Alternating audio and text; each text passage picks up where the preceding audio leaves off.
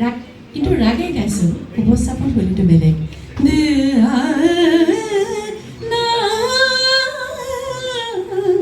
এনেকৈ কৰিম আমি লাহে লাহে সেই মুডটো ক্ৰিয়েট কৰি মানুহবোৰ যাতে ভিতৰলৈ সোমাই যায়।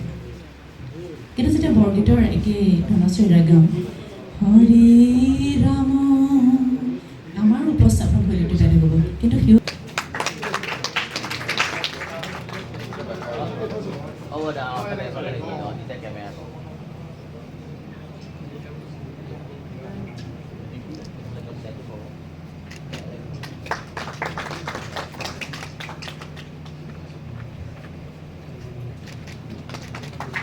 তেনেকুৱা ধৰণৰ সাংগীতিক বৈশিষ্ট্যবোৰ মই ভাবোঁ সেই একেধৰণৰ। মোৰ গুৰু আছিল কলিকতাৰ চিপ্ৰা বোস। চিপ্ৰা বোসৰ ওচৰত মই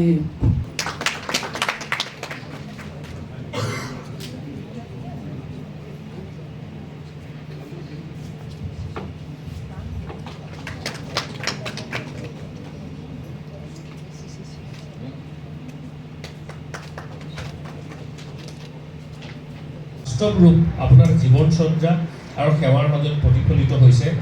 আপোনাৰ অক্লান্ত সাধনা, ধৰ্মনিষ্ঠা তিনিদিনীয়া কাৰ্যসূচী হ'ব। আৰু আজিৰ বিষয়টো আছিল যে বৰগীতৰ প্ৰসংগীয়া গায়নশৈলীৰ সাংগীতিক বৈশিষ্ট্য। এই বিষয়টোৰ ওপৰত আমাৰ চাৰিগৰাকী বিশেষ ব্যক্তিয়ে বক্তব্য ৰাখিব। আজি তথাপি তাৰ আগতেই মই মাত্ৰ সৰু অনুভৱ এটা কৈছোঁ। আজি আমি আৰম্ভ হোৱাৰ আগতেই বেলেগ বেলেগ ঢোল, বেলেগ বেলেগ মাত্ৰাৰ সুৰবোৰ আমি দেখোঁ বেলেগ।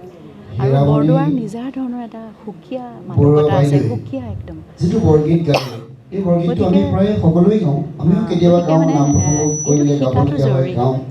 কিন্তু আজি মই এটা বেলেগ শৈলীৰে মই বেলেগ হেৰিৰে উপভোগ কৰিলোঁ এই বৰগীতটি।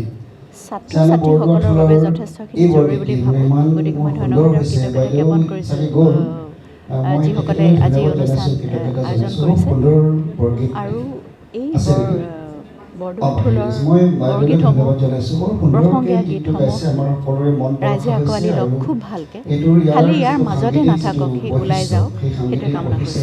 আমি অতি সৌভাগ্যৱান বুলি ভাবিছোঁ যে মহাপুৰুষ গুৰুজনাৰ জন্মস্থানত যি সাংস্কৃতিক সমলসমূহ আছিলে, সেই সমলসমূহৰ চৰ্চা অধিক জোৰদাৰ কৰাৰ উদ্দেশ্যে শ্ৰী শ্ৰী বটদ্ৰৱা থান পৰিচালনা সমিতিয়ে আজি ২৬ তাৰিখ, ২৭ তাৰিখ আৰু ২৮ তাৰিখে তিনিদিনীয়াকৈ আমি এখন আলোচনা চক্ৰৰ আয়োজন কৰিছোঁ।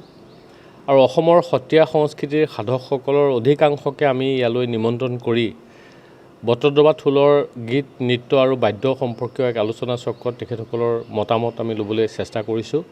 আজি প্ৰথম দিনৰ কাৰ্যসূচী অতি সুন্দৰভাৱে ইতিমধ্যে আৰম্ভ হৈছে। শ্ৰীমন্ত শংকৰদেৱ কলাক্ষেত্ৰৰ সন্মানীয় সচিব সুদৰ্শন ঠাকুৰ ডাঙৰীয়া ইতিমধ্যে আহি উপস্থিত হৈছে সেই অতিথিৰূপে। আমাৰ সকলোৰে মৰমৰ শ্ৰদ্ধাৰ বিশিষ্ট সত্ৰীয়া সংগীত শিল্পী তৰালী শৰ্মা বাইদেউ আহি উপস্থিত হৈছেহি।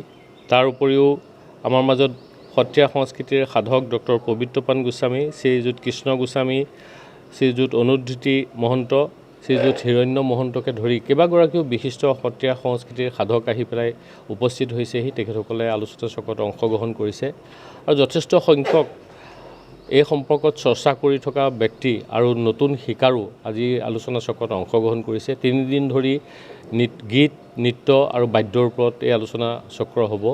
ইয়াৰ পৰৱৰ্তী সময়ত শ্ৰী শ্ৰী বটদ্ৰৱা থান পৰিচালনা সমিতিয়ে এই সত্ৰীয়া সংস্কৃতিৰ সাধনা অধিক জোৰদাৰ ৰূপত আগুৱাই নিয়াৰ বাবে সিদ্ধান্ত গ্ৰহণ কৰিছে।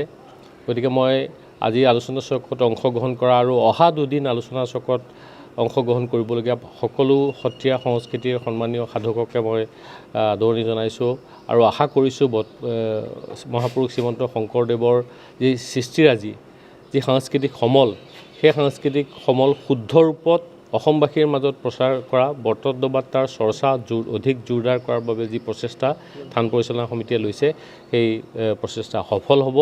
আৰু অসমৰ মানুহেও আদিসত্ৰ বটদ্ৰৱাত গুৰুজনাই যিসমূহ সমল আজিৰ পৰা ৫৭৭-৮৭ বছৰ আগতে আমাক দি থৈ গৈছিলে, সেইবিলাক আমি পুনৰ জনসাধাৰণৰ মাজলৈ আগুৱাই নিবলৈ সক্ষম হ'ম।